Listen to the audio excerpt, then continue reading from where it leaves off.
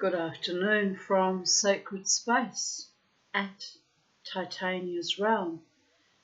The time is 12:42 p.m. Brisbane time on the 12th of October 2025, which happens to also be Sunday in the Gregorian calendar in the space-time continuum, in this marvellous blue marble spinning in infinity. And the angels all say, hallelujah, babies. Scathingly hot day. I haven't put the birdie boys outside. It's just too hot. So maybe, in another hour or so I'll take them out in the garden if it cools down a little bit. I've been down the shops. I had a craving for sweets, and I needed milk, and I bought some potato chip snacks, and we call them chippies here. And yes, what else did I buy? Lollies, chocolate. Miss 5 went shopping. Miss 60 didn't buy any actual real food apart from the milk. And I bought an apple turnover, which was delicious. I devoured it, I inhaled it, it just went down my throat, and I enjoyed that. It was a beautiful apple turnover. I bought it because it was on special. I bought also, and I should not have done this, this is the naughtiest thing I bought today, a chocolate mud cake with real cream and strawberries on top, but I bought it because it was $5.50. But I shouldn't have done that, because when I'm on these food binges, I once had a cake a day habit, and I ballooned out to 103 kilos. That was when I was on, was it Zyprexa or Abilify? Anyway, I ballooned right out, but I didn't care. I think I was trying to eat myself to death. And of course, my idea of eating myself to death is with cake and yummy things, am I right? If you're gonna go out and blaze it fucking glory. Anyway, so I haven't started on the chocolate cake yet. It'll have to be eaten fairly soon, because it was on special, because it's not exactly at its peak freshness, but that was a very strange thing. It's how I know I'm in a kind of an altered state when I go out and buy things that I shouldn't, and I assuage my inner child, and she demands lollies and sweeties and what the Americans call candy, and it was so hot out there. But also I kind of wanted to get out of the house, just have a little bit of all I did was drive to Woolies and come back, straight back. I didn't go anywhere really. I just needed that little break from the house, just be out, Oh, it was weird. I went to Mount Gravatt Plaza, which is 5-7 minutes down the road. Honestly, it really is a zombie apocalypse. I mean, I'm wearing my purple Deify t-shirt and my, pink skirt. I don't look particularly sexy, I don't think. But anyway, some old man was staring at me like, I don't know whether he was offended by my Deify t-shirt, because Christians find that offensive. I have no idea that Jesus was teaching them that all along, to be true to thine own self, and honour the God within you, and strive to be a good person, or at the very least a good enough person. We don't always succeed in being good, do we? Miss 5 going on her lolly rampage. But anyway, they sometimes get the wrong idea. Anyway, it keeps staring at me. I just ignored it. And they behave so rudely. They're barely human anymore. Have no couth, people of Earth. No couth at all. But I must say, the staff there, the lady who I took a notice of her name on her badge. She served me there before. I don't go there very often. but her name is Priscilla. And she's lovely, very sweet, kind person. So some of the staff they have there are quite lovely. Sort of compensates for some of the shitty plebeians that reside in that area. I used to reside right next to that Woolworths, just 2-minute walk behind it in Wardle Street. I was almost tempted to walk down. I know the house isn't there anymore, but just have a look at it. Because I lived there for 2 years or 2.5 years? I came here in 2003. Yeah, I think it was 2.5 years. Anyway, enough meandering and pondering over the past. I thought I would read, I'm not going to continue with Tolkien, although I find it very soul-nourishing and lovely. The Lord of the Rings is a four books or 3 books? I think it's 3 books anthology. And wow, you know, you've all seen the movies and you're quite capable of going to a library and getting your own copies if you haven't read it before. So that's true of all the stories I've read to you. But I just feel like I don't want to continue on with Tolkien at this moment in time. And when I bought some more books for my collection of having something to read to my YouTube subscribers, audience, likers, and occasional sweet commentators, commenters. This is one of the books I bought. As you can see, it's a hefty tome, so it's a lot, but it's written by Eliot Perlman, who wrote $3, and at the time when I read that, I was struggling as a single mother on enduring my iatrogenic abuse back then. The iatrogenic abuse hadn't quite got too bad yet in 1998. That got intensified later. But anyway, I was struggling. I think I was not on psychomeds when that book came out. I've had periods when I went off it for a long time and then spiraled under and went back on. But this time, 9 years clean and clear of psychomeds, and I've got no intention of ever going back to it, even if I feel like hell some days.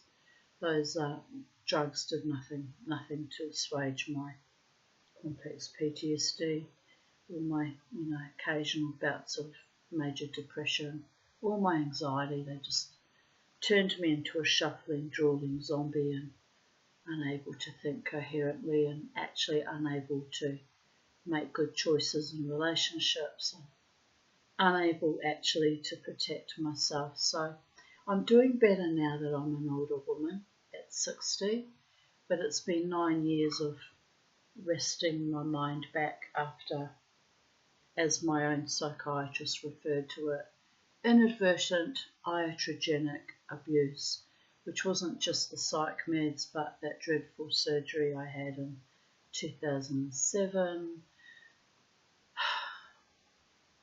all the other medications I was put on for chronic pain, and I was just fortunate that I never became addicted and ended up with major, opiate addictions or anything really, really awful and difficult to detach from. So I'm grateful for that. Thank heaven for small mercies, am I right? Anyway, his book that I read, $3, was wonderful because I was desperately poor, situation normal, and I was struggling, and it was a very healing book to read at that point in time. It's funny how books come to you with potent messages just when you kind of need them the most, bringing you that knowledge that you need just to push you forwards and just get you a little bit over whatever hump or obstacles besetting you in that point in time. It's why I love books, because sometimes you can read an entire book and get nothing out of it but one line. It's a bit like that. So, Eliot Perlman. This book is titled 7 Types of Ambiguity, and on the back it says, "Is it mad to love in spite of the evidence?" Yes, it is actually. Been there, done that, got the hair shirt. Or just necessary. So that's what piqued my interest when I bought it in the Lifeline Book Fest. The day before Charlie died, actually, I bought these books. If I had known that Charlie was about to die, because I was kind of in denial, I would have stayed home and spent more time with her. Some things you can't possibly know or feel guilty about for the rest of your life, but Charlie had a good life with me. She was with me for 8 years, so I wasn't completely there for her and her passing into the light, and I feel terrible, but nothing can be done now. I also feel good that at least she had a good life with me and lots of freedom in the trees and walking around the neighbourhood. And the abandonment that happens to us in our end, it's a theme that runs constantly through my mind, and it's a strange phenomena actually, how the ones we love the most aren't always there for us when it really matters. It's a strange, strange phenomena. Anyway, we're going to read this book. It's going to be complicated, it's going to be deep. Eliot Perlman happens to be a Jewish author, and many Jewish people are complicated and deep given our intergenerational traumas and all the pogroms and the Holocaust and all that ghastly horror. We're a unique breed because no matter what, no matter who, we keep pushing forwards and striving to overcome our own horrific life histories, some that were perpetrated upon us and some that we carefully nourish out of what? Actually, the need to survive, I guess. Comes down to survival. Anyway, I'll read the front blurb. There is ambiguity in most human relationships. Like a sequence of words, a relationship can be open to different interpretations. And when two people have differing views, not merely of the state of their relationship, but of its very nature, it can affect the entire course of our lives. Following years of unrequited love, an out-of-work schoolteacher decides to take matters into his own hands, triggering a chain of events that neither he nor his psychiatrist could have anticipated. At once a psychological thriller and a social critique, 7 Types of Ambiguity is a story of obsessive love in an age of obsessive materialism. It's a story of impulse and paralysis, of empty marriages, I had one of those, lovers, and a small boy, gambling and the market, of adult children and their parents, of poetry and prostitution, psychiatry and the law, which those 3 fields are pretty much all the same thing really. No offence to my worthy psychiatrist, because he is indeed a wonderful man, but there's a reason why it's called the rapey. digging deep into your wounds and trying to let you extricate pearls of wisdom and soul nourishment and the strength to go on. It's been a long, arduous process. I've had 3 doctors over the many years, 30 years of the Reiki, including reading more than 5, many self-help books for the first 5 years after I left my marriage, when I realised that there was something not all that well with me, that I was struggling to come back into my own fullness as a woman, as a spirit, after that ugly, vicious, savage divorce with many financially rapey lawyers. I had to sack 2 of them before I was finally able to get a free divorce through the family court. Be careful what you get for free, by the way. Lost everything that way too. But anyway, there was a lot of violations and iatrogenic abuses, but also systemic abuses. So I see them as all several arms of the same thing.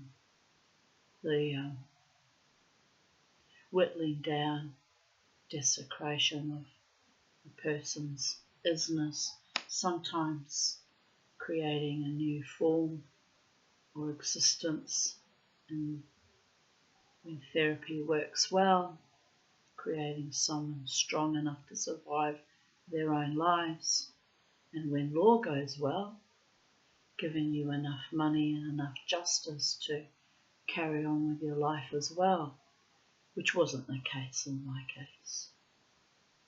And as for prostitution, every mortal man, woman and child ever born has always had a price on our head and have been in one form or other sold or for sale, sold down the river by our own government with the COVID epoch. And I was just watching a video about the US poisoning their citizens with a fog of cadmium and no doubt other chemicals.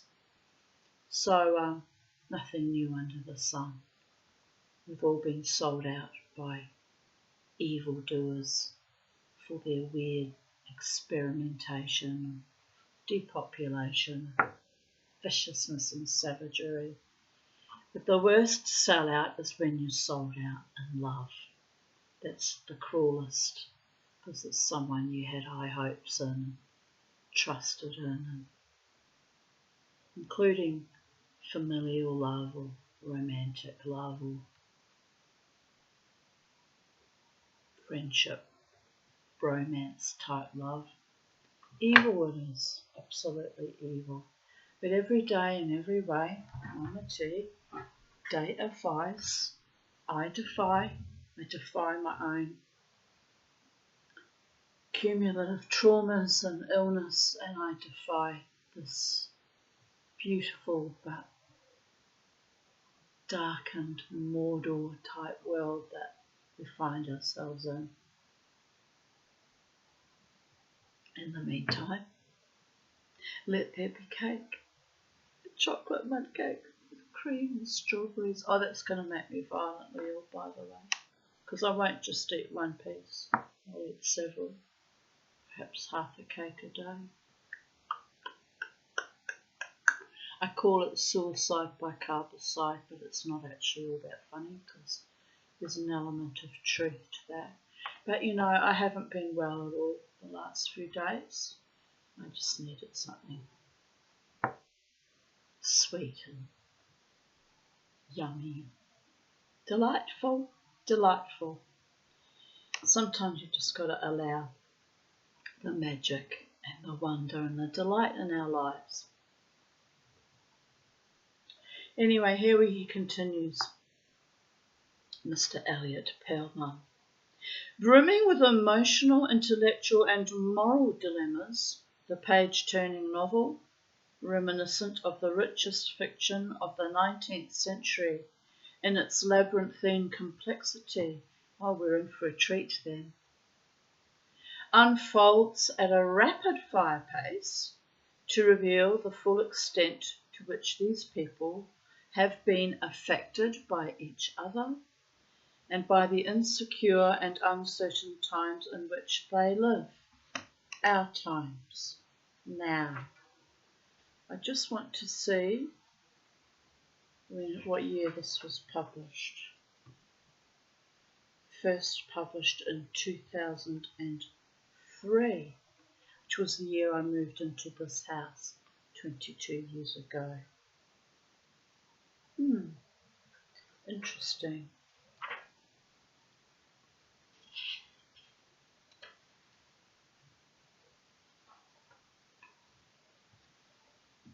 He's dedicated it to Debbie.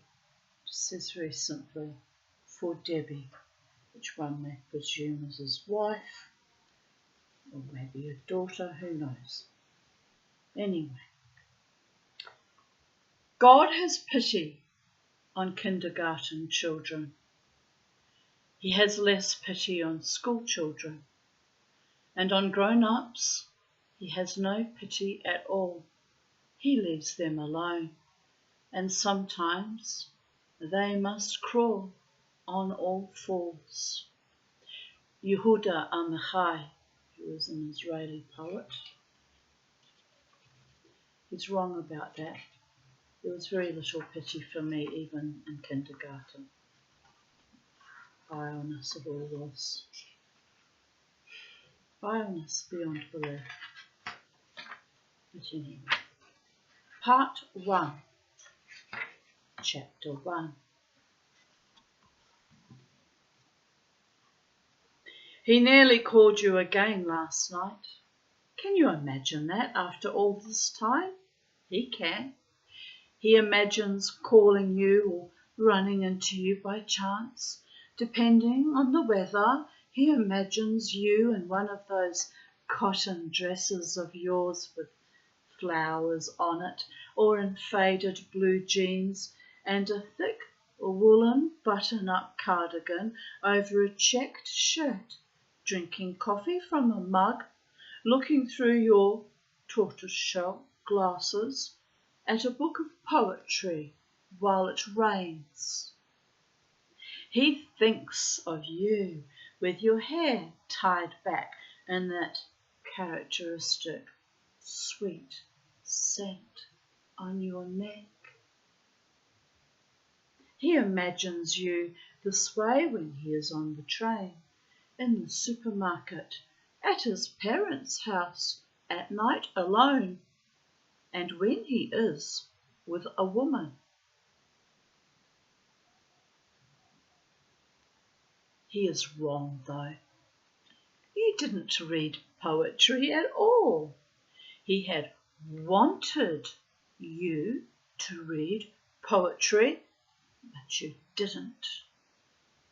If pressed, he confesses to an imprecise recollection of what it was you read, and anyway, it wasn't your reading that started this.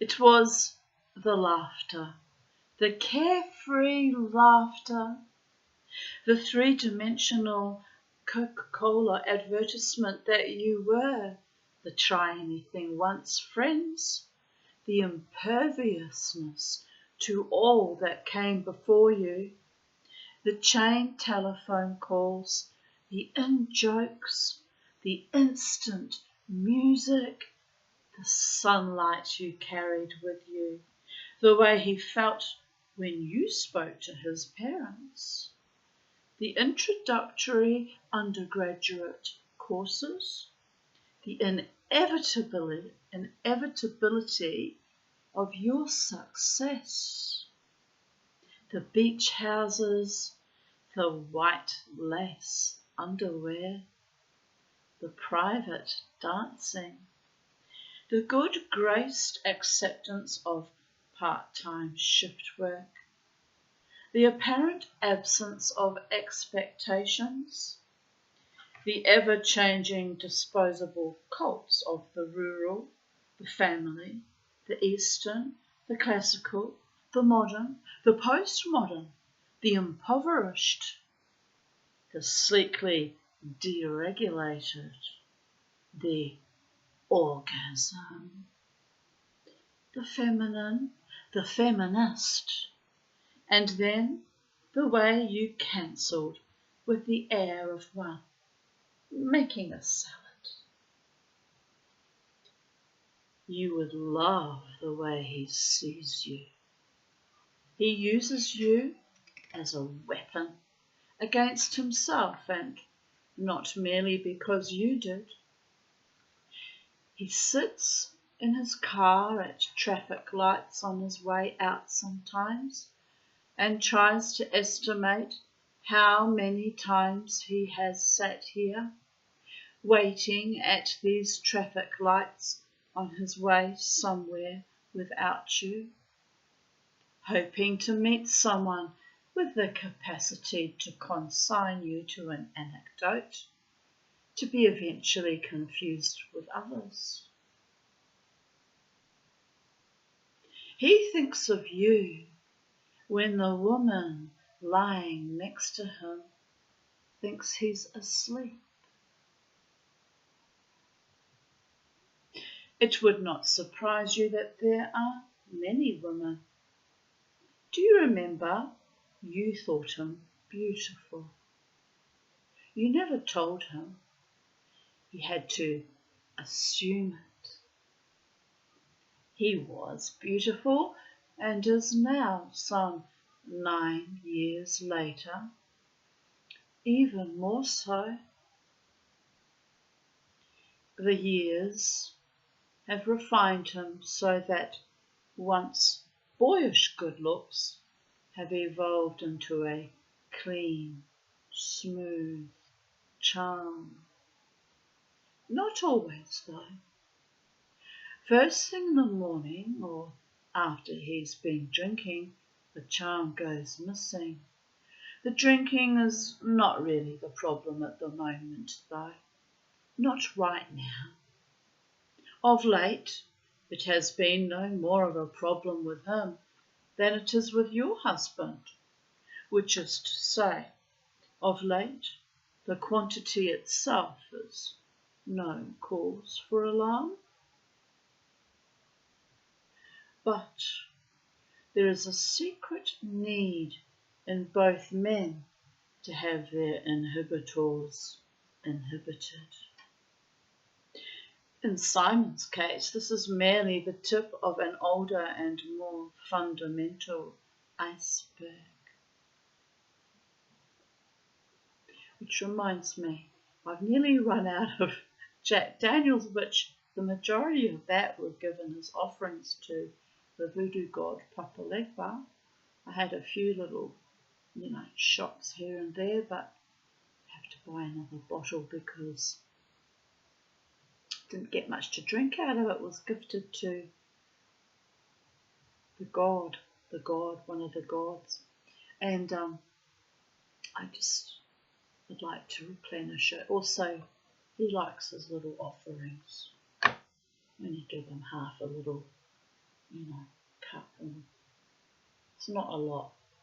He's not angry with me that he hasn't had an offering for a week or two, but it's, he's a very benevolent, kind God, actually. He's not at all angry with me. When I tell him I've got no money and I can't help him out either, things kind of shift a little bit in my favour. He's very kind and benevolent.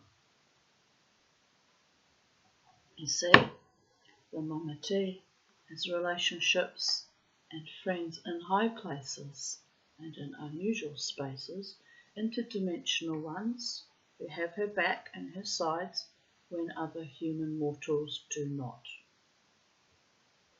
I take great comfort and contentment in that. And blessed be. Anyway, where were we? Thinking about buying another bottle of Jack Daniels.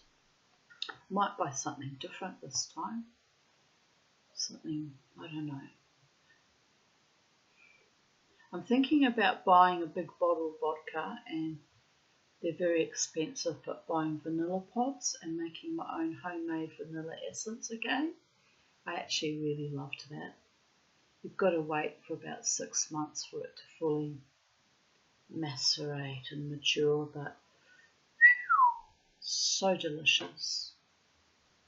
Should have made it 6 months ago, could have given it away as Christmas presents, couldn't I? Oh well, I don't have that many friends, and some of them don't eat and they wouldn't care about vanilla essence, trust me on that one. So where is my mind going? Leaking like a colander all over the place. But I wouldn't mind doing that, just even having it there for my own uses, because I actually use it a lot when I do baking, on the occasions that I bake.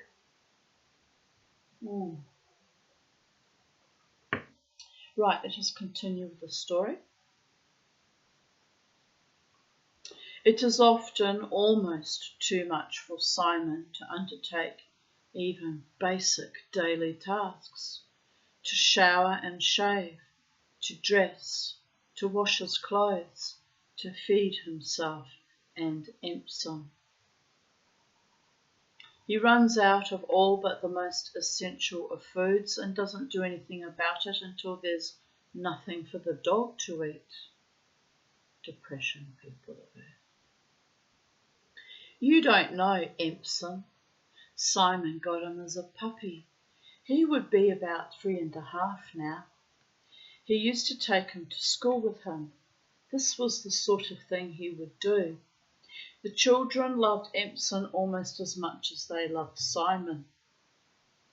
You loved him too. I can imagine he was a wonderful teacher.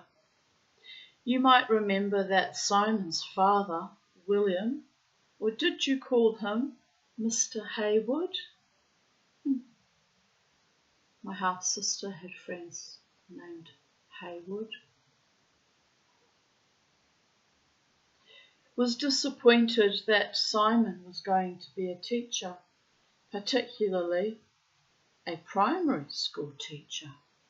He felt that this was not a sufficiently manly occupation for his son, and that Simon would be wasted. Ironically, though, had Simon still been teaching, William may not have felt the need to contact me. I don't like having my head chopped off.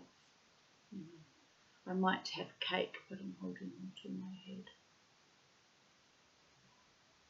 Also, I don't identify as Marie Antoinette, but she was a constant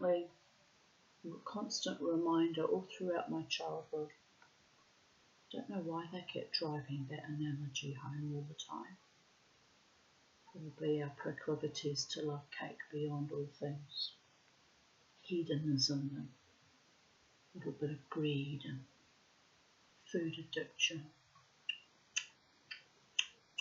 Mama too, baby, baby, baby.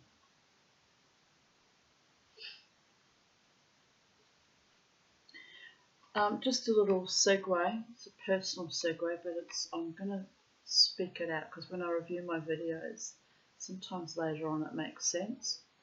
But I've been having lots of memories, old memories of my former temple that I used to pray in back in the day. Temple Shalom here in Brisbane. It's now called Beit Oral. I can't keep up. They keep changing their names. But I keep having this memory of various persons. One was a friend and her family. We used to all pray together. I have this memory of walking through the front doors. It's a repetitive reminder, like something's nudging me. Walking through the front doors into the front little entry, and you had sort of visitors' books that you signed, and there was a sort of a very old smell in that building there. And as soon as I'd walk in, there'd be the smell of the place that would permeate my nostrils. And it wasn't a bad, offensive smell, but it had a characteristic smell. And then I keep seeing my former friend Norma and her family. And then I'm reminded of sitting in the sanctuary, sitting through the services. And it's like Spirit keeps pushing this button about being in that particular temple. And maybe they want me to go back. I don't know what's going on, but it's a memory. And that memory dates back to the early 90s. It's a constant flashback. It's very odd, very odd. So it tells me I'm going to hear from someone from that space, maybe someone, I know Norma's former husband has passed away because I saw his grave last time I went to Mount Gravatt Cemetery. I wonder if it's him reminding me of, because we used to all be there praying together. Could be him, but he doesn't show me him as part of the memory. They show me Norma and their little son when he was only about 3. They show me all of that, and they show me the rabbi and various other characters and personalities. But they're constantly, lately, just the last few weeks, reminding me of the role I used to play there. And anyway, what can I say, people of Earth? It was a lifetime ago, 30 years ago or more, by the gods. Anyway, it's just got me thinking as to why I'm being shown that constantly, almost like watching TV on repeat. Me walking up the little path and up the 3 little steps and up into that building, and the smell, and finding a seat and being called up to Eliot, to the Torah for the blessings. It's a bit odd. It's a bit odd. Anyway, let's continue on with the story. It was very late one night. I could tell by his voice that William was embarrassed. He was at home, and I was, of course, in my rooms, getting the last bit of my dinner from the bottom of a cup. I don't know why he thought I'd still be there. Dinner from the bottom of a cup? What were they eating? 2-minute noodles or something? It's a bit odd. He almost whispered into the telephone that he was calling on his son's behalf, but without his knowledge. For all his embarrassment, I've since learnt that this is characteristic of him, he very soon got to the point. Oh, I do love people like that who are direct and don't pissant around and slippery sidewinders that are dishonest. I love someone that gets straight to the point, communicates openly and honestly, directly. He told me he had a 32-year-old son who lived alone with a dog in a flat by the sea in Elwood. I used to live in Elwood. Was this set in Melbourne? Because I lived in Elwood as a child. Lived there for a few years. About 2. We were in Caulfield to begin with, and we moved to Elwood. That's where I had my first puppy love. I fell in love with a little Orthodox Jewish boy named Jeffrey Meinrad. I was 10 years old and he was 13. And did I adore that boy. He could do no wrong. He was a lovely boy, actually. Brought up very, very Chabad, ultra Orthodox. Father wore the strimal and the mother had the shaitel. And the mother was a New Zealand Jew. She was very kind to me, tolerant of me. And the father was kind but a bit more aloof. I remember being invited over there once and I helped her make, she was explaining about kashrut, and I helped her make, what did I help her make? I think we were making blintzes or some kind of pancake. No, I tell a lie, I remember now. She was making pokey because it was meaningful to her, because it's a very traditional New Zealand homemade sweet. Hokey pokey is kind of a toffee, and she was getting me to stir and help make it, and she was happy that day. She was a very depressed woman, seemingly very depressed, but that day she was quite happy and being very kind to me.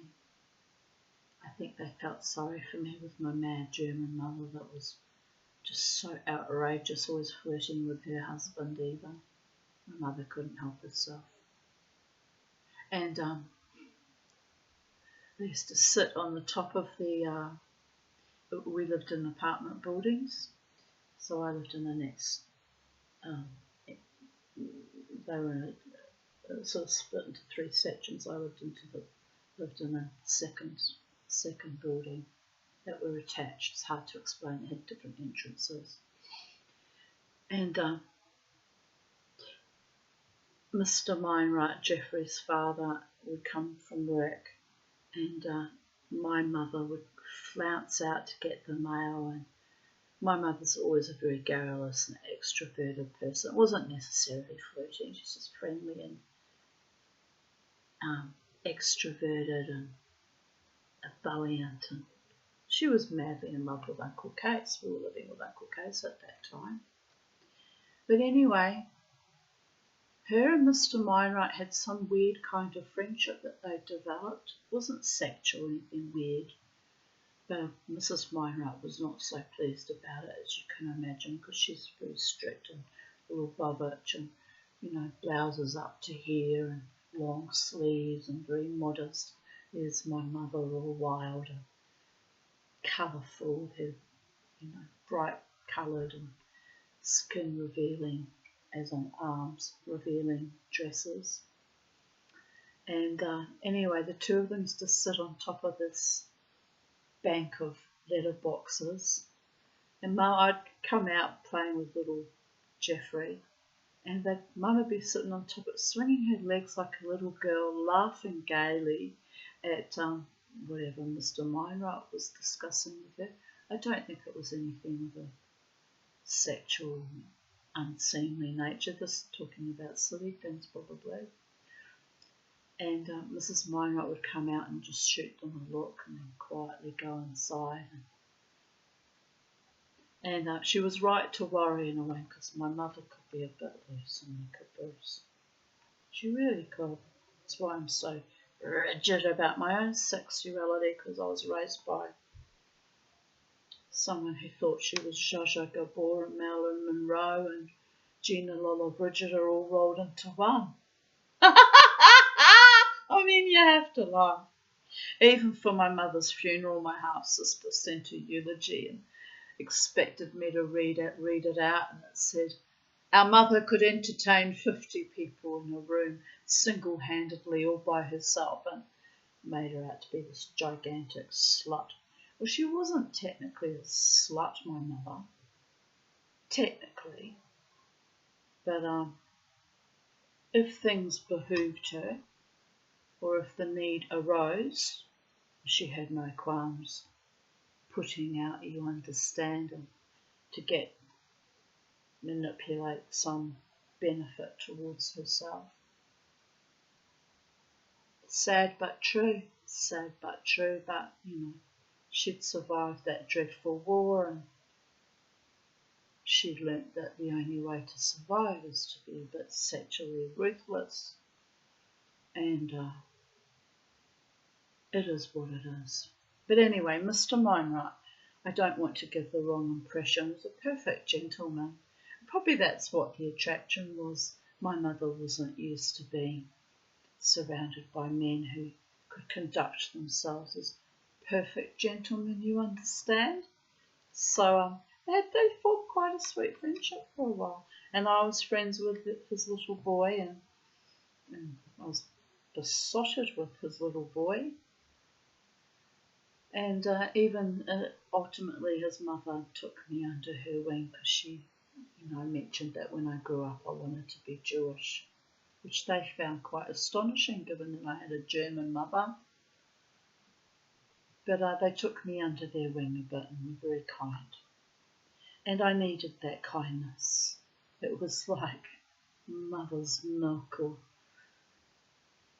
nectar from the gods, because, my own de facto stepfather was threatening me constantly with rape and sexually harassing and just awful. I needed somewhere to go where I had kindness and basic respect. And had they known that, I'm sure they would have been,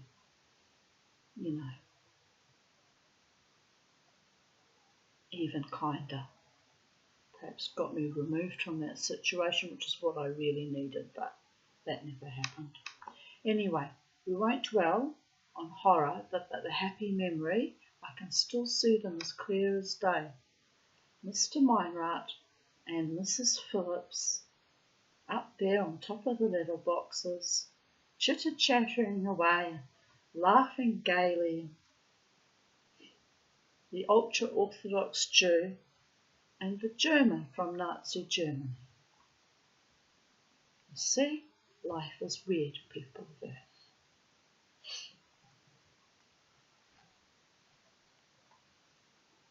I want to cry when I think about it.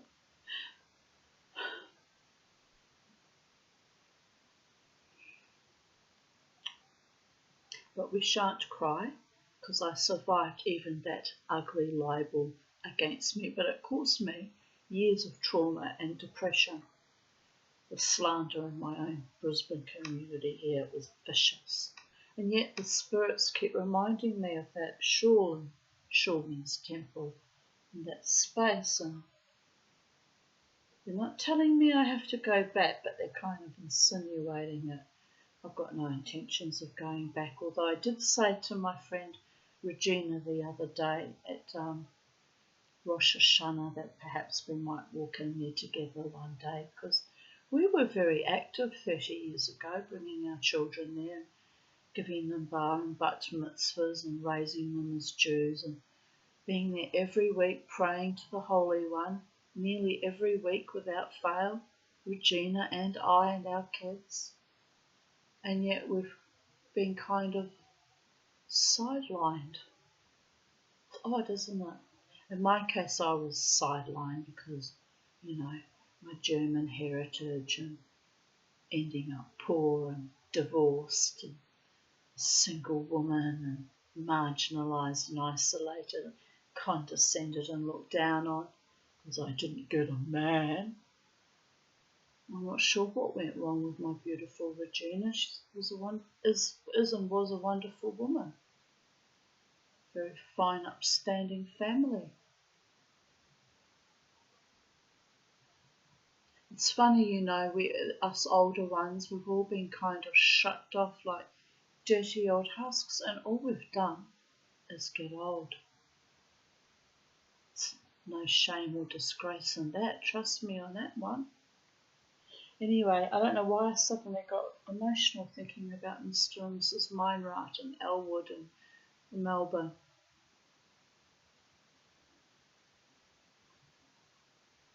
Kindnesses were rare in those times. I was severely bullied at school too. Went to St Kilda Primary School.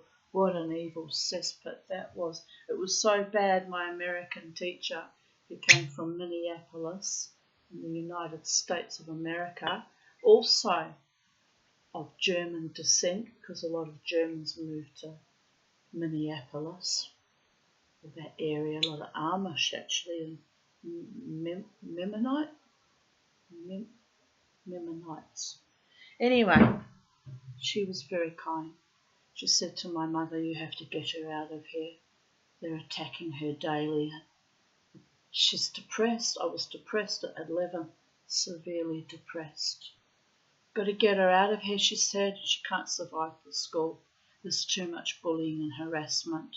But you could have dressed her in dungarees instead of little three-piece miniature suits and tailored dresses, and I was dressed opulently because of my mother's narcissism.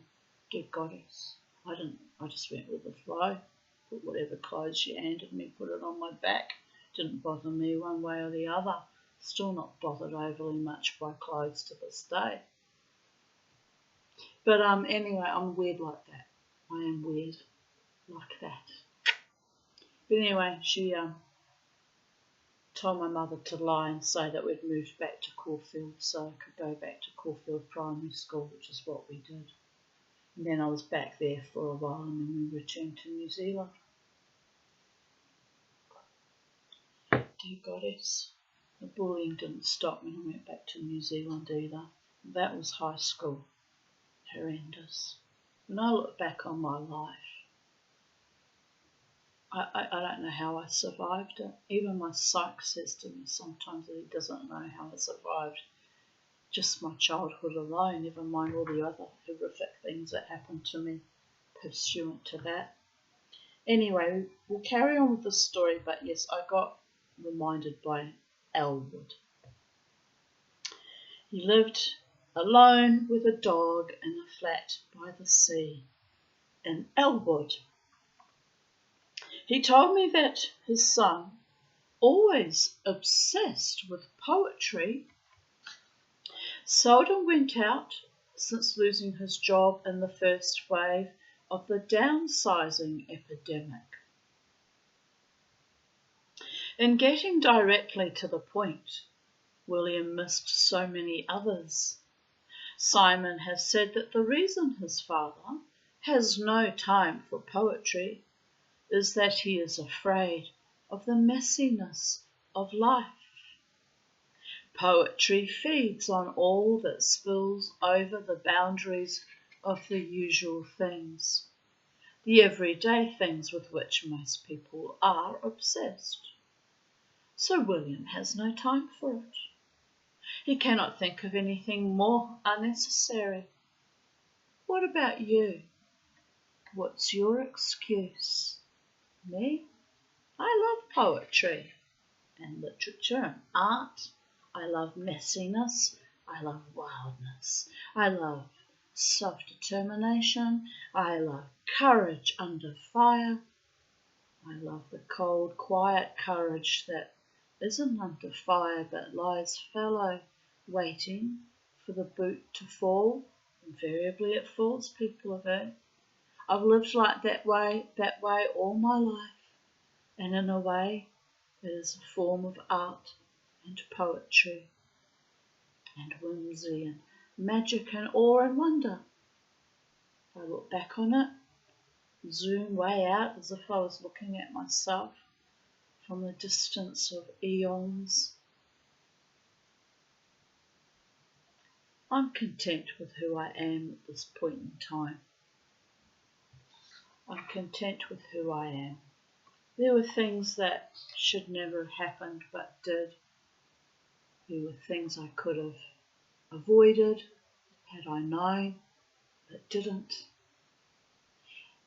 There were things I could have done better, given the right circumstances and enough money and privilege and time. And there were things I'm doing right now which I can take great pride in, revealing to you the human nature and the evolution of the spirit.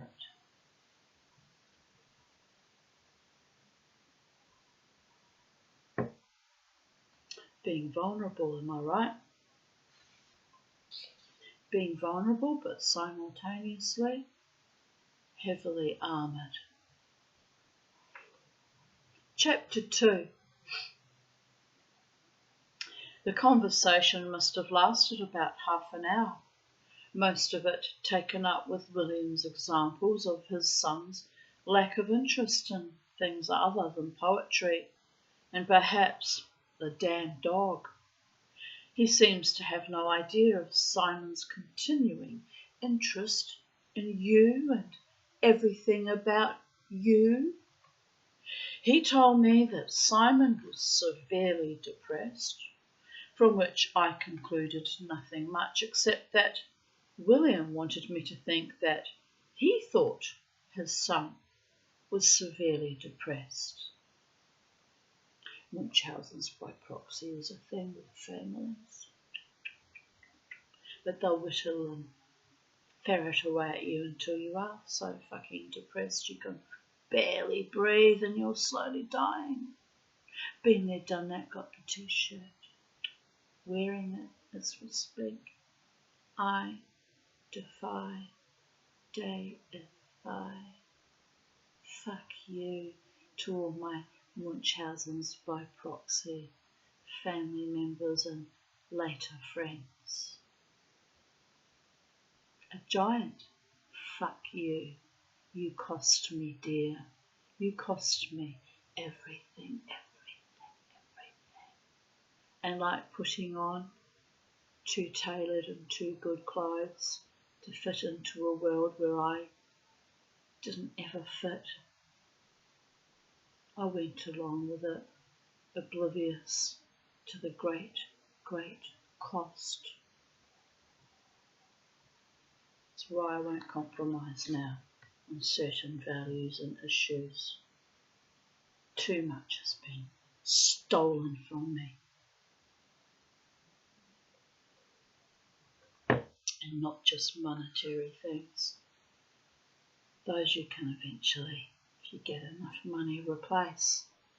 But there are things that have been taken from me that can never be given back. And I have to live with those on a daily basis. And some days I can shuck it off like the typewriter platen at the end of a line. And other days, I fall into illness like I have in the last few days. It's a bit odd, but it's spiritual and it is what it is. But where was I? He told me that I had been highly recommended to him by someone or other, that he was willing to pay for Simon to see me. I found that an interesting way of putting it. He was willing to pay for Simon to see me, as opposed to him being willing to pay me to treat Simon. His wife knew nothing about all of this, and he asked me in advance to forgive him if she came into the room unexpectedly, and he was forced to hang up suddenly without saying goodbye.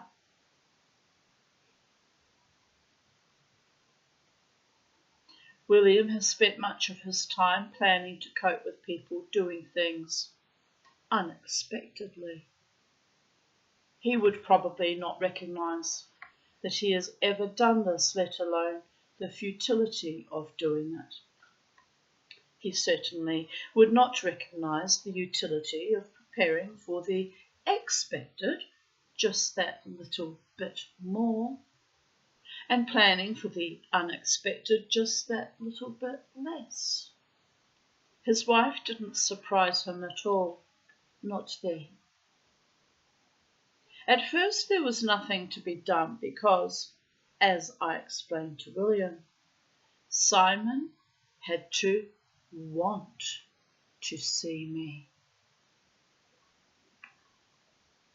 I couldn't call him up and say, "Your father thinks you're disturbed in some way. How's Wednesday at 4? I shouldn't laugh because my mother tried to inveigle her way into my therapy sessions back in the early 90s too. My first psychiatrist, who sacked me because I wouldn't allow him to have family therapy with that fucking narcissistic monster and couldn't understand why I should be so stubborn and stoic and outraged and livid to this very day about it. Terrible doctor he was. Told me to get a haircut and a real job. Stop whining about my life. He had no fucking idea. He slept through all my sessions. Most of them anyway. I would just ultimately just go there and think, what the fuck am I doing here? This idiot. Government paying a fortune for my therapy because they couldn't protect me from the molesters when I was a child, am I right? Dear God, yes. Anyway,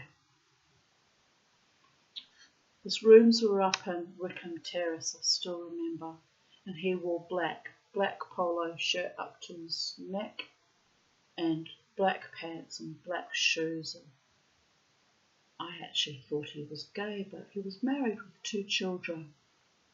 But my gaydar is very really wrong. There was something incredibly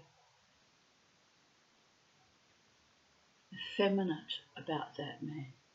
Not because he was educated and a psychiatrist, but just, I'm never wrong, people of Earth. Never wrong with that. I was trained by my father to have a gaydar. Isn't that weird? My straight father would take me down the street, point out to me the people that you think are gay. And why was he obsessed with that? And why was he training me in that as a young child? Curious minds might want to know. Says things about my father, doesn't it? He was obsessed with homosexuality and the other. Anyway, I am to this day an LGBTIQ ally. I have a deep love for gay men in particular, as by and large as a child they were the only men I was safe with. My father and mother took me to the first underground illegal gay wedding. I was 6, so it was 1971, and I was picked up in the arms of a huge group of men and passed from arm to arm and swung around and fated like a little princess. And I knew all those men in that room were gay because my father had made a great point of telling me. I didn't even know what being gay actually meant, that you have a sexual attraction only for your same gender. But anyway, I never forgot that, and my pedophile godfather was at that party, and I was put into a little room, to go to sleep, because it probably was like 7 o'clock when 6-year-olds are put to bed. And of course, Uncle Trevor found his way into my room. He was attempting to lie beside me. Fucking predator that he was. Constant predation. And one of the gay men at the party walked into the room and said, "Get out and leave that child alone." And in that moment, I realised these men who were deemed to be sissies and a bit foppish and a bit dandy and a bit weird and not quite manly enough, they actually love me and want my protection. That was my first insight, that I was safe with gay men. Of course, it was a bit of an ontological shock too. Didn't feel safe with men when I was 6 years old for obvious reasons. And because of that initial programming, being told that gay men are lovely and kind and nurturing, and then seeing evidence of it, I've never been able to deprogram for that, and I don't want to. I'm sure that not every homosexual man is kind and honouring. Some might actually be pedophiles too. There is that. But in my childhood, gay men were kind and safe and treated me like a little princess and protected me when the time arose in my time of need. Don't even remember who that man's name or his face, but I remember him walking through the door and telling Uncle Trevor to get the hell out. To you, sir, whoever you are now, probably a long time dead. Anyway.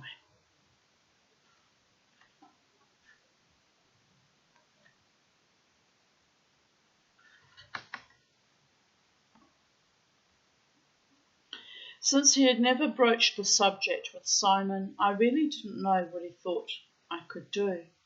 We said goodbye, and that, I thought, would be the end of it. Clearly it wasn't. About a month later, William and Simon's mother, May, were out for dinner with Henry and Diane Osborne. You may remember the Osbornes. They are Simon's parents' closest friends. Simon assures me that Henry's contempt for poetry is probably second only to his father's. It was a Friday night, and the Osbornes had taken Simon's parents to a French restaurant to celebrate William's retirement from the bank that very day. As they were leaving, having been feted by the owner, a drunk Simon literally walked into his parents, apparently by chance, with his arm around the waist of a very attractive young woman. Go Simon. The two older couples, seeing the short-skirted advertisement for herself that she was, what a delightful way of putting it, guessed her occupation fairly quickly and were clearly embarrassed. William started to apologise to everyone as though he was responsible. Henry tried to make light of it, asking the young woman if she had ever eaten at the restaurant before. Simon was trying to hail a taxi, and the young woman, who said her name was Angelique, told him she had eaten there many times and that the owner was a client. Go Angelique. Brash and up front and fuck you right up their right nostril. You go, girlfriend. On the Monday, Simon called me.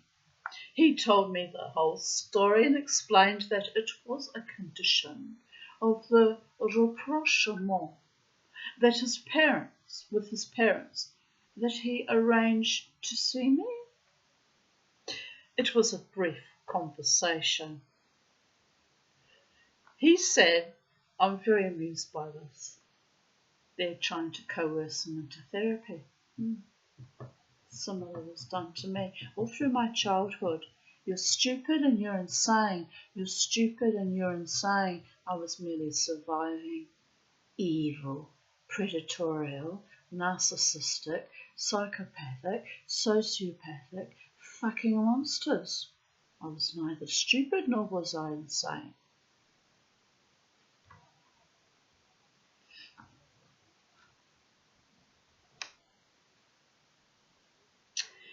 It was a brief conversation. He said that he would rather we didn't meet in my rooms, and gave an address at which I was to meet him one evening. It was summer then, and he said to come round the back into the garden where he would be waiting. I wouldn't normally ever agree to an arrangement like this, but something in his voice and intelligence and the honesty with which he told the story about his parents, the Osbornes, and Angelique, a disarming honesty, made me agree. Here's looking at you, kid. Someone else I know loves my disarming honesty and my intelligence. It's like a drug, isn't it? It's addictive. I'm well aware of that. And if I am to share the honesty I admired in Simon, I needed another full-playing private client. I still do. My wife and I have recently separated. Well, there you go, baby boys and baby girls. Although rapey, the things you've got to do for a quid. Take on the depressed adult child of narcissistic bloodless curs. Someone's got to clean up the mess on aisle 5. But to the extent of how far we go with it, only the gods can say. I'm tired. Chapter 3.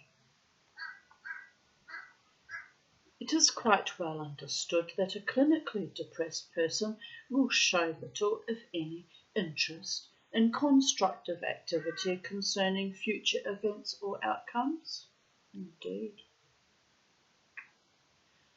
In this respect, Simon has only flirted with depression in its definitive or clinical form. But if that is all that depression required, then I could say without much hesitation that Simon has always been, other than for short periods, too involved in things to be clinically depressed. It's an interesting insight, isn't it? William really shows very little about what's on his son's. William really knows very little about what's on his son's mind. What he and many people don't understand is that there is more to depression than a sometimes overwhelming feeling of inadequacy and hopelessness and profound sadness. When people are depressed, they are sometimes very, very angry. They are not just quietly miserable. They can be filled with great passion. Simon was sitting on a chair under a sun umbrella in a large, well-cared-for garden with an in-ground swimming pool in the centre and birches and firs along the perimeter. We got up and we shook hands and introduced ourselves. I was struck by his clean handsomeness and by his calm. One rarely meets anyone who makes a better first impression than Simon. Do you remember? He thanked me for coming, saying he realised such a meeting was probably unusual.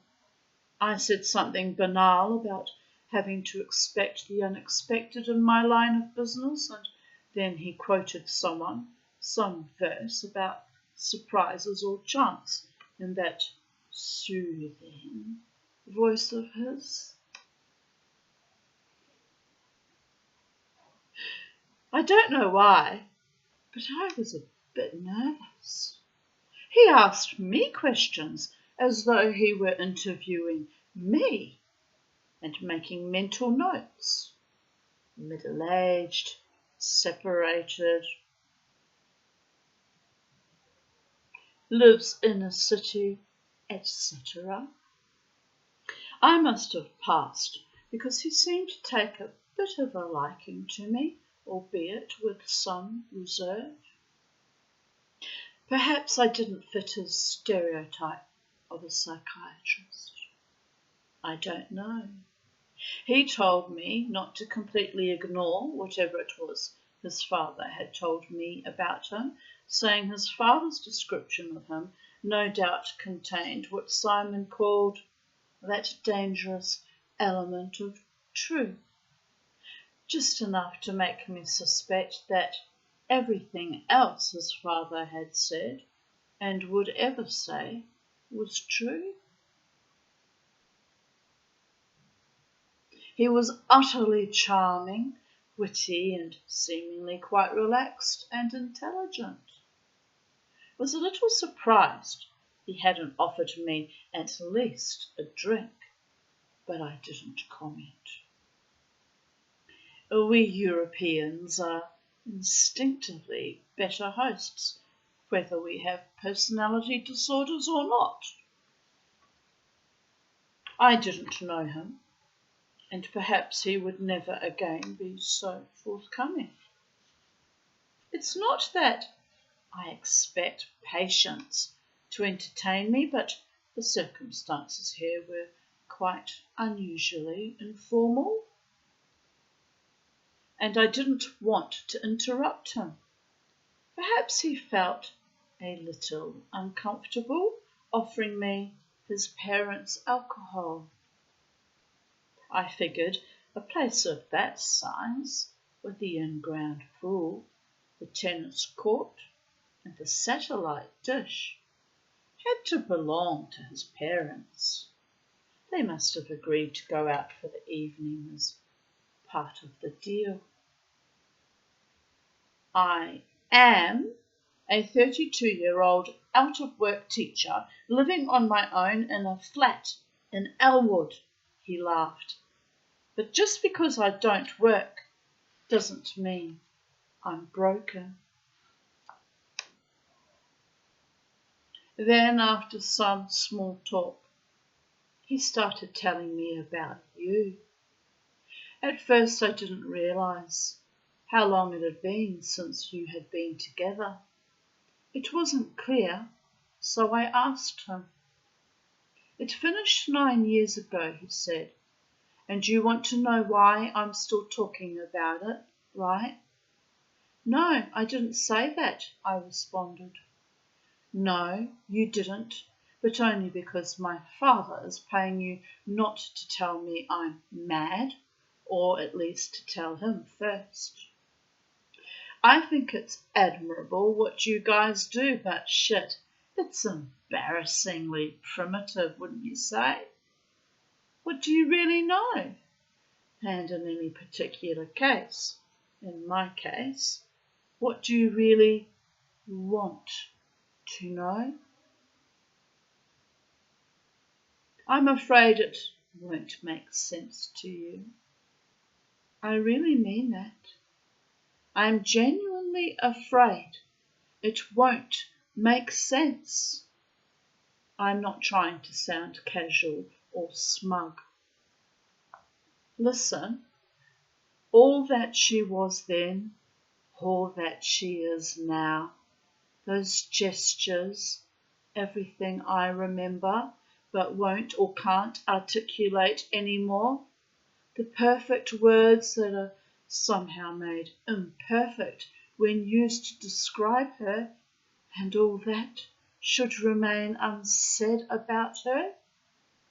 It is all unsupported by reason. I know that. But that enigmatic calm that attaches itself to people in the presence of reason, it's something from which I haven't been able to take comfort, not reliably, not since her. It's like the smell of burnt toast. You made the toast. You looked forward to it. You even enjoyed making it. But it burned. What were you doing? Was it your fault? It doesn't matter anymore. You open the window, but only the very top layer of the smell goes away. The rest remains around you. It's on the walls. You leave the room, but it's on your clothes. You change your clothes, but it's in your hair. It's on the thin skin on the tops of your hands. And in the morning, it's still there. The stench of mendacity, people of Earth.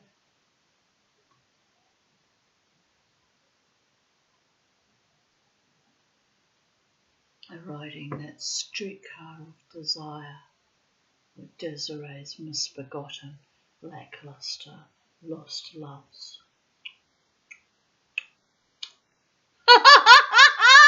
Oh, you have to laugh. Chapter 4. Now, can you imagine it? I am sitting in a large manicured garden at the back of someone's renovated turn-of-the-century symbol of success. The sun is getting ready to call it a day, but it is still quite warm. I think I can see mosquitoes hovering over the edge of the pool. The outdoor furniture is comfortable, even if it is some of the ugliest I have seen. Oh, I hate ugly outdoor furniture. I really am an aesthetist. Which is odd for someone who's ended up poor, isn't it? Never mind. The air is still, so it's easy for me not to dwell too much on the prospect of the umbrella dislodging from the table and impaling someone. This charming young man is eloquently, expressing his quite legitimate doubts about the science or discipline that has brought me to him. He seems to have a fairly common and not necessarily unhealthy antagonism towards his petit bourgeois father, who it appears has a somewhat authoritarian personality. They don't understand each other. They value different things, but not different enough for the father's alarm bells to ring hollow with the unemployed aesthete in front of me. It gets to him, but not as much as you do. He's a romantic, focusing on some idealization of the past. He could have offered me at least an iced tea, but I was getting paid, and he was, after all, the kind we dream of, one of the incurably worried well. He was a little melancholic, but not completely without some justification. There was no reason this could not go on for years. I thought he was normal, a bit unhappy, pretty much like everyone. We heard someone walking up the side of the house towards us. Maybe it was more than one person. Suddenly, Simon grabbed me, putting his hand over my mouth. It was quite surprisingly strong. There was a hysterical efficiency about him. I thought he was going to kill me. I didn't say a word. He dragged me behind some bushes near the edge of the garden where we both hid. He seemed to know where to hide, as though he had done it before. I was ready to jettison my first impressions of him. I was now convinced he was psychotic. We looked through the bushes at a man, your husband, entering the house with your son through the back door. It was your house. Simon had meant to show me he was serious about you. He had been to your house many times without anyone ever knowing he was there. Bringing me there was his way of demonstrating that he was willing to take me seriously, or at least try. When your husband and Sam were inside, Simon and I crept out. He took me to the Esplanade Hotel in St Kilda opposite the beach. We went in his car. I had never been there before. We have since been there many times. That first evening was my initiation into Simon's life, the one he has kept hidden from his family. Within an hour I had witnessed a fight, heard a frenetic country singer, rockabilly grunge, he said it was, and someone had tried to sell him, which they promised were amphetamines. I should laugh. I had also been introduced to his friend Angelique. When you left, Simon, he was angry with you. There was a tremendous sense of betrayal with the shock of your leaving. He could not understand you not wanting to share a common future in which, together, you would observe the world in all its sad and beautiful guises. The way he describes it, you could have been in different rooms and been able to predict the other's response to something because it would have been your own response. You respected the same things, aesthetically, politically, morally. He felt the two of you were co-conspirators. You wanted the same things and laughed at the same things, but you ultimately needed different things. Simon was a phase, and you began to find his optimism, opinions, and his touch too predictable and tiresome, stifling. You stopped wearing his t-shirts. You put them back.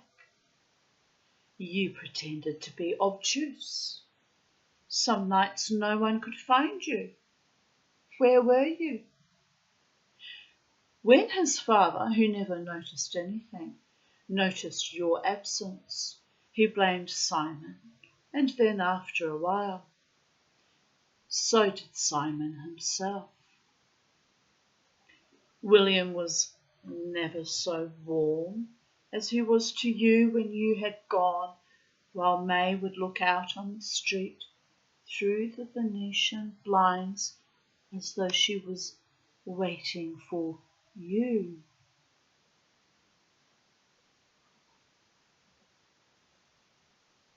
The other sons had gone, all good men now. All good men too. Now with their own silent wives and good jobs, velour-clad children and brand new axes to grind. It's a bit like that, isn't it? People are both intergenerational trauma.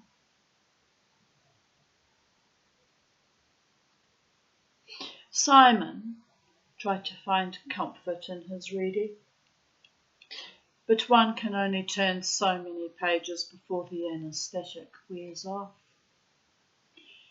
Indeed. He had hoped the two of you could survive and maybe even correct a few of the world's imperfections. Perhaps his romanticism was always his biggest problem. Your inexplicable leaving was literally breathtaking.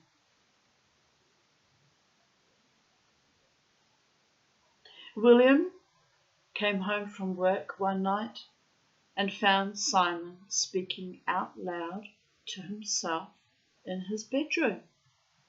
It was 9 years ago.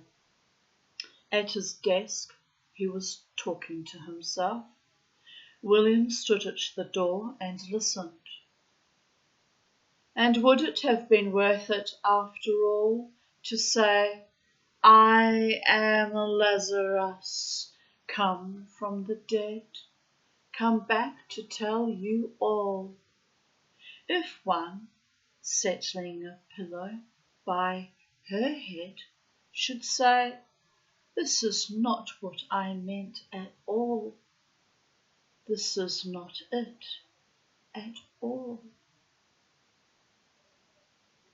For a man so obsessed with words and language, it is interesting that Simon remembers perfectly what it was he was memorizing that night, but not what was said between him and his father, which so quickly led William to strike him.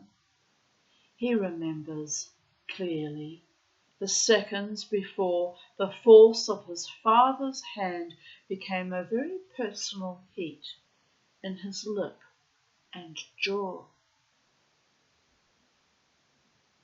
They said nothing more about it. He also remembers the breeze of his father's moving hand and the cold of his wedding ring. Punches with his left hand. Or do men wear the wedding rings on the right hand? Can't remember. Does it matter? No. Not long after, Simon left home, as well he should. You met your husband at about this time. Chapter 5. Just want to see, because this also is split up into various parts, how many chapters there are. Because we're already an hour and a half in, and I just want to see what I'm committing to before that. Aha. Well, that's got to be at least 2 or 3 videos. Gosh darn it. But anyway, I'll carry on with chapter 5 and then I might stop there because the Mama T, the Jewish Viking shaman, voodoo warrior goddess, unrequited lover of life and death, gets tired these days. That is what it is. Oh, forgot my other label, which, wow, people of Earth.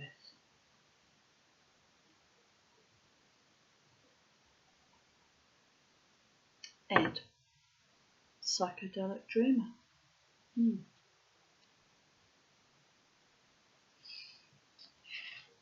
And daughter of the gods.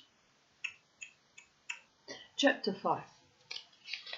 It was an accepted view for many years that pain avoidance and tension reduction are the major sources of a person's motivation.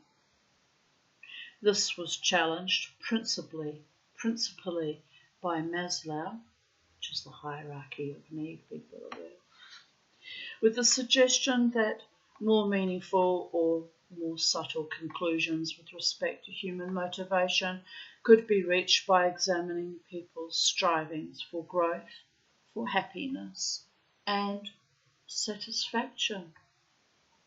To this end, a distinction should be made between a person's deficit or lower needs and his growth or higher needs. The deficit needs are the more powerful and tend to take priority over the growth needs. A starving person will be little concerned at the possibility of other people seeing the lengths to which he may need to stoop in order to eat. However, the identification of a person's higher needs is more revealing. Moreover, any attempt by someone to satisfy his or her higher needs will suggest a state inconsistent with clinical depression. It is only when a person has at least partially satisfied most of the lower needs that he can begin to experience the higher needs and then attempt to gratify them. Such attempts at gratification are very likely to produce tension. But this tension is constructive. It is positive. Like beavering away at the silversmithing journey, thinking that you'll save yourself from the apocalypse, only to discover that none of your beautiful things you created sold, and you fell into despair and Concurrent with that, you fell in love with a man who claimed to be happily married, but then was only too happy to flirt with you in full view of a public space. Everyone seeing you fall in love and watching you being played for a fool, by the way, and then it's torn away from you and you flounder and flubberize like an upside down turtle, still trying to flip yourself back onto your falls, all falls as you crawl away from the edge of the fucking abyss and the destruction and the COVIDian inspired Mother Hydra baby insanity and the sadism and the viciousness, and yet you continue reading your stories and holding your ground because what else can you do? You've lived the life-death life cycle.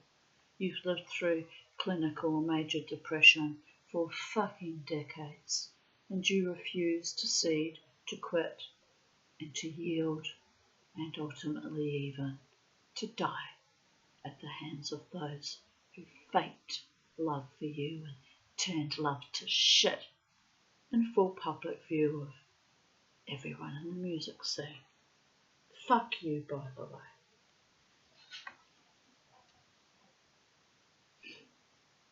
But it's not just that though, is it? It's not just that I'm upset about. It's aging alone and worry about the state of our world and the constant psychological operations, the constant poisoning of not just my own sorry self, but of my species. It's costing me joy and delight with a man by my side who might actually value, cherish and honour me. I haven't even wanted really much to go out dancing lately because what's the point? So it's cruising another abysmal depression that I shall have to pull myself up from. So that evil that was done to me was verily an attempt to kill me, even though that person wasn't. Perhaps I'm being kind here, fully conscious of it, but yet another man that wanted to see me suffer and be destroyed.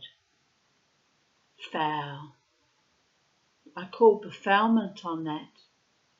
I call befoulment on that.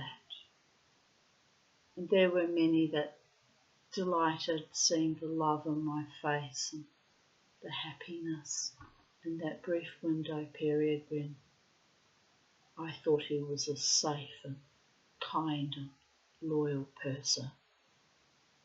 Dear Goddess, how did I fall into that entrapment yet again?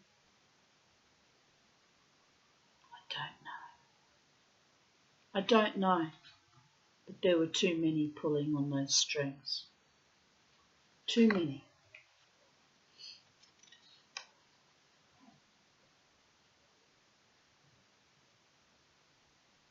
But the positive was I made nice jewellery and I continuously fought for my own sanity, my own being. That they don't count on. They thought I was a victim and they could trammel me into the dust. After 30 years of therapy, surviving many, many near deaths and illnesses, it's not that easy to destroy me, baby girls and baby boys.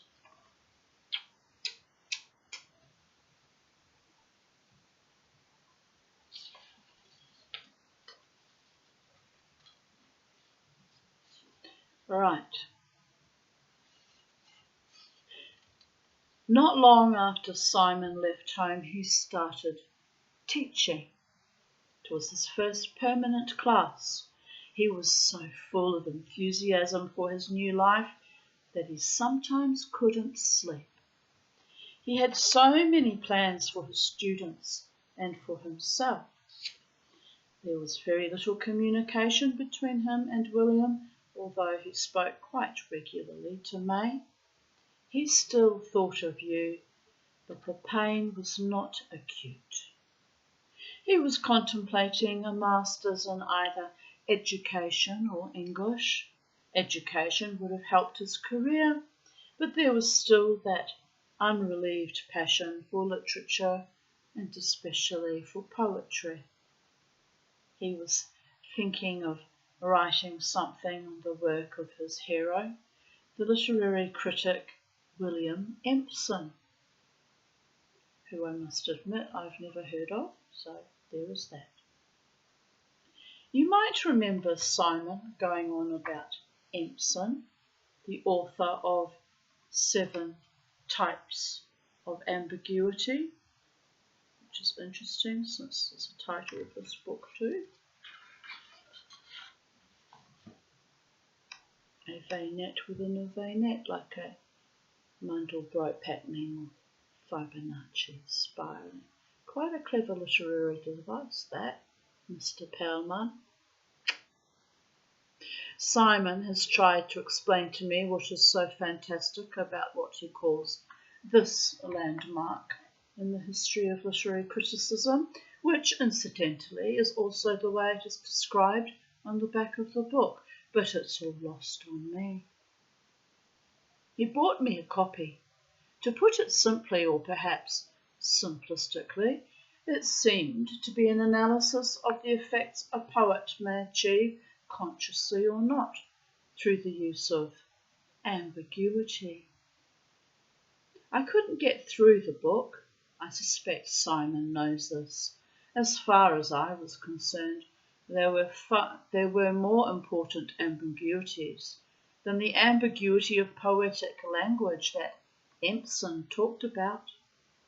There's the ambiguity of human relationships, for instance. A relationship between two people, just like a sequence of words, is ambiguous if it is open to different interpretations.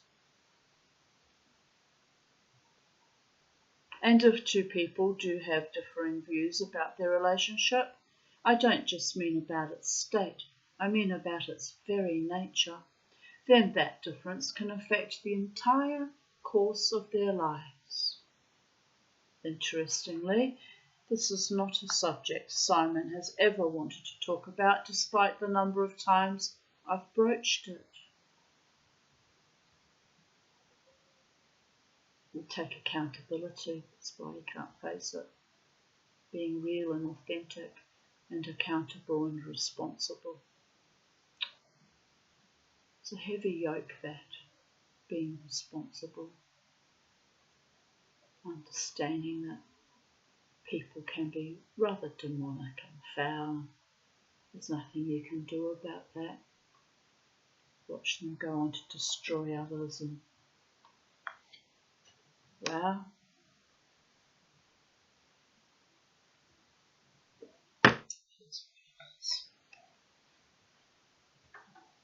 The cruelties and vagaries of human nature. The train wreck of lust, desire, infidelity, and sadism.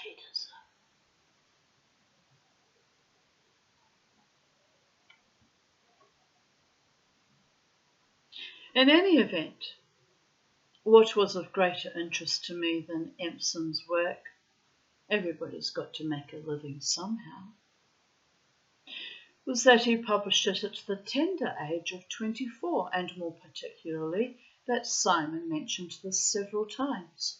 I think this is significant. But of course, as Simon told me, Empson, who was later knighted, that doesn't mean much, does it?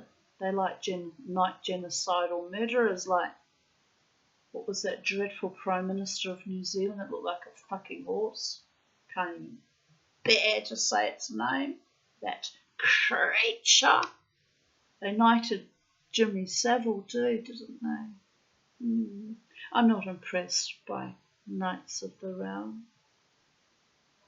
Always suspicious how they came to that position and what the true cost of it was. other people's health or the safety of little children as prime examples right there. Let the boy watch indeed. You fucking animal.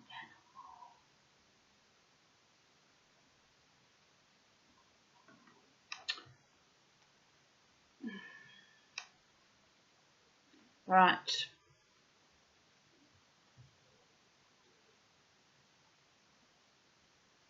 Had the constant encouragement of his supervisor at Cambridge. William denigrated Simon's efforts and early interest in teaching. His son's love of poetry was a complete anathema to him. No one in the family, with the exception of May when he was a little boy, had ever encouraged Simon. You did for a while, didn't you? That's true of me also. The only encouragement I had as a young child was from two people. Mrs. June Robertson, who cherished all my little art projects and my writing, and Mr. Lysis, who was my teacher in Caulfield Primary School when I was 10, before we moved to Elwood. He was a very kind man, encouraged me with my writing. And yet, ironically, I never made a career or success of it. Bit like my jewellery, isn't it? Bit like my love life, stymied and blocked at every fucking turn. It's demonic, people of Earth. I've come to believe that it's actually something demonic that prevents me from having a true love partnership and success and comfort and ease and even better health. But the health is up to me. The health is a constant work in progress. But anyway, I mustn't think about it too deeply or I really will go insane what's been done to me. But Mr. Lysis and Mrs. June Robertson were indeed very encouraging, wanted the best for me. Right. Although the longing didn't stop, he had for a time forgiven himself for whatever it was that he had done to lose you. He had left home and it was impossible to stop him from talking to his friends about his children, as he called his students. He told May and even his brothers all about them. The 22 8-year-olds in his charge, the noisy ones, the naughty ones, the scraggly ones with one jumper and 2 shirts, the fast ones in runners, the pretty ones with skinny legs who followed him everywhere. Puppy loves a thing when you're 8. And the very quiet ones who still were not used to having been born. There were 22 hopes to encourage and foster, little people to surprise and delight every day, to teach and to make happy with visits from Empson, his dog Empson, not the author Empson, and of course to tell stories to. Who doesn't love a good story? A world within a world within a world, spiralling in infinity. 8 billion stories on this lonely planet. Don't forget that. The depopulations would be less than that now, but our stories and our truths are still valid, people of Earth. Can you imagine how they loved the way he told stories? With every word, a song. It did not take long for the parents to come and see who it was that their children were talking about. Naturally, they fell for him too. Some of the mothers quite literally. Oops, I put loops in there. It would often begin with spurious concerns for a child's progress and end in a proposition. Simon delicately rebuffed all such offers. It wasn't that he regarded married women as sacrosanct. Anyway, they were not all married. It was more his commitment to the children. They were, each one of them, human beings, not devices for someone's gratification. Respect, I like that. They were the future, not theirs or his, but everyone's. You don't sully the future knowingly. Anyway, as you can imagine, his libido was being satiated elsewhere, or should I say, everywhere else. If one didn't know him, one would call Simon a liar, but everywhere he went, he was almost inundated with propositions from women of all ages and backgrounds, many of which he accepted. He didn't have to do anything. Indeed, it quickly got to the point where he had difficulty telling his friends what he had been doing, because an honest account would sound boastful. It seems he got into conversations with women in shops, cafes, and even on public transport. There was an exchange of telephone numbers, and the rest was usually fairly predictable and not so interesting.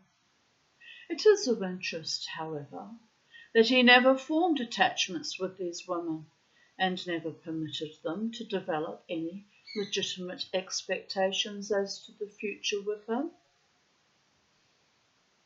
He had a set speech, something like an emotional disclaimer, which he recited beforehand. Of course, it did nothing to prevent recriminations on the part of the women, but it enabled him to stake a claim on the high moral ground.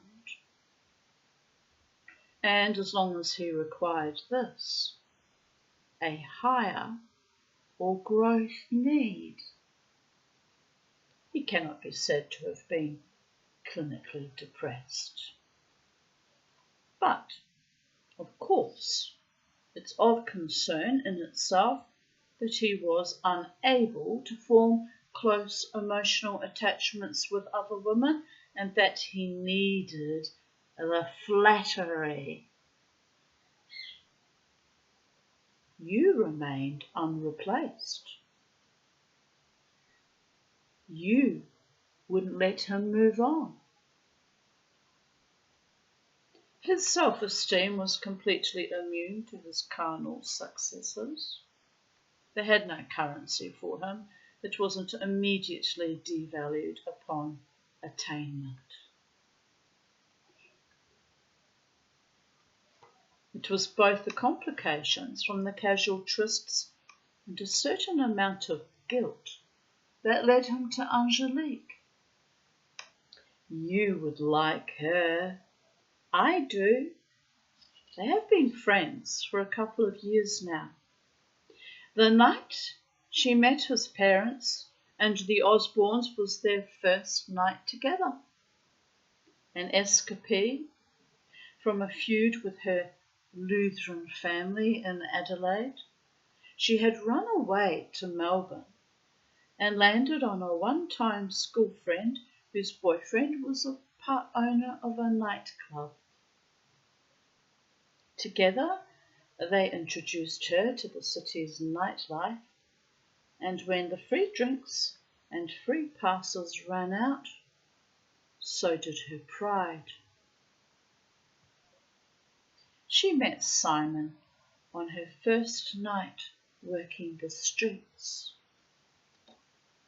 He became a regular client. but it was very much on his own terms. He told her that she was never to stay the night, never to call him without him having called her first, and always to accept full payment at the time of her visit and no credit. His conditions were designed to avoid any complications or emotional ambiguity. Simon discussed you with Angelique from the beginning. The very first time she came to his flat, he saw photos of you and said that she thought you were beautiful. She knows all about you, even the story of how your father left his family in Italy to be with your mother. Simon recruited her as he recruited me. She asked lots of questions about you and about William and May.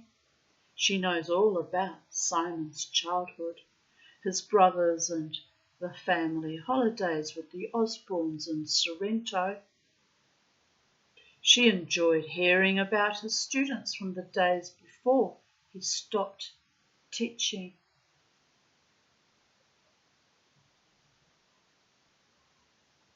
Angelique would like to be a mother someday. As you might know by now, she has met Sam. She has met your husband too, but I'm afraid it wasn't through Simon. Although perhaps even this, in a funny way, was through Simon. As you would expect, Angelique has had some quite terrifying experiences in the course of her work, and although Simon was trying to prevent any romance or dependency developing between them, he couldn't hide his concern. He eventually convinced her that she would be safer, marginally in my opinion, if she got off the street and worked in a brothel. I don't know the mechanics of this, but I could ask her. It's not important. Presumably one goes for some kind of interview. Maybe the more successful brothels use management consultants like you for this. So I have to laugh at that. Excuse me, I don't mean to be flippant. I really don't know. But I did learn, and this, I must say, surprised me, that some of the more upmarket agencies are on retainers to certain corporations. Some of them very large. It seems to be a prerequisite for being publicly listed. It is put on the company card like a meal or tickets to the tennis. The brothel she's now attached to services several merchant banks and stockbroking firms. This is how Angelique first met your husband one busy Christmas. I am sorry, but I really must tell you everything. It was quite an incredible coincidence without which everything would have happened differently, or perhaps not at all. I'll stop there. We're 2 hours in, and as I said, I've got to guard my health, and there's lots of synchronicities in this story. It's like the gods are crazy, but they know what they're doing. healing me in rather extraordinary and quirky and unusual ways. But it's how they've always healed me, people of Earth, either by literally trying to kill me, sending monsters to literally try to kill me, forcing me to choose life over and over again when I was younger and life wasn't really for the choosing, you understand. Or they heal me with working things out, not just in therapy with my worthy and wonderful and kind and noble and loving and protective psychiatrist who I've been with. In 8 days' time I'll have been in therapy with him for 15 years. 15 years, people of Earth. But on the 20th of October. But I work my stuff out, through books and through other synchronicities, and it's a lot, people of Earth, and of course I get very exhausted because my mind has to recalibrate from it all. Somewhere amongst all of that, find a sense of achievement and success and accomplishment and peace. Peace. I'm chasing peace these days. All my life I've chased freedom, and now I've come to realise freedom's a wonderful thing and much needed in this world, but if it doesn't come with peace attached to it, and only more struggle and more ignominy and more evil, then we'll just settle for peace. But I won't settle because I need my freedom. So it's a dichotomy and a spiralling.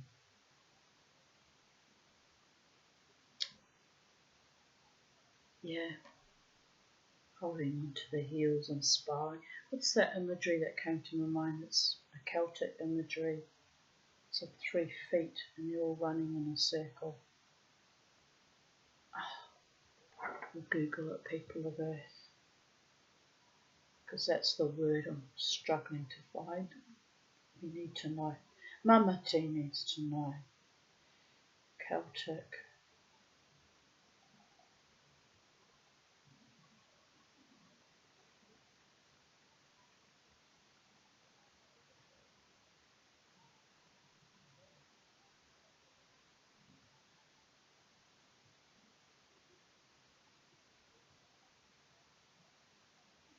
It's the same Triskel, but no, that's not the image that I was thinking of.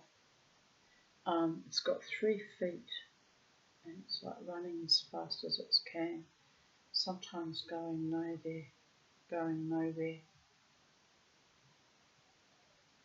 Just keep saying Triskel, maiden mother and wise woman. Symbolises the circles of life, birth, death, rebirth, the 3 realms of earth, sea and sky, and the concept of mind, body and spirit. But no, I think there was a different name for this. Pretty sure. Here it says the Triskelion is made of 3 swirling interlocked spirals with 3-legged shapes. It's often found in knotwork. Well, then it is what it is.